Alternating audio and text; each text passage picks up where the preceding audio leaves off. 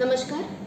લોકસભાની સામાન્ય ચૂંટણી ગુજરાતમાં 7 મેના રોજ યોજવાની છે. હું ક્ષિપ્રાગ્રે, ચૂંટણી અધિકારી 25 નવસારી લોકસભા વિસ્તાર અને કલેક્ટર નવસારી, આપ બધાને અપીલ કરું છું કે આપ સૌ મતદારોએ 7 મેના રોજ મતદાન મથક પર આવીને પોતાનું અમૂલ્ય મત આ લોકશાહીના મહોત્સવમાં આપવું જોઈએ. હું અપેક્ષા કરું છું કે નવસારીની બધી નારીઓ પણ એની સાથે જોડાઈને આ લોકશાહીના મહાપર્વમાં અમારી સાથે જોડાઈ જશે. હું આપ સૌને અપીલ કરું છું અને આમંત્રણ આપું છું, મતદાનના દિવસે આપ સૌએ મતદાન મથક પર પોતાના આઈડેન્ટિટી કાર્ડ, આપણને બસ મતદાન કાર્ડની જરૂર નથી હોતી, ECIએ ડિફાઇન કરેલા બાકીના પુરાવા સાથે પણ આપ મતદાન મથક પર આવીને પોતાનું મત આપી શકો છો.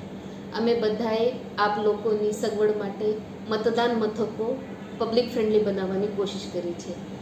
આ મતદાન આપતા વખતે આપણે બધાએ એ પણ યાદ રાખવાની જરૂર છે, આપણો મોબાઈલ આપણને કેટલો પણ પ્રિય હોય તો પણ મતદાન મથકમાં મોબાઈલ અલાઉડ હોતો નથી. આ 7 મેના દિવસે જે લોકશાહીનું મહાપર્વ ગુજરાતમાં ઘટિત થવાનું છે એને આપ સૌને અપીલ પણ કરું છું.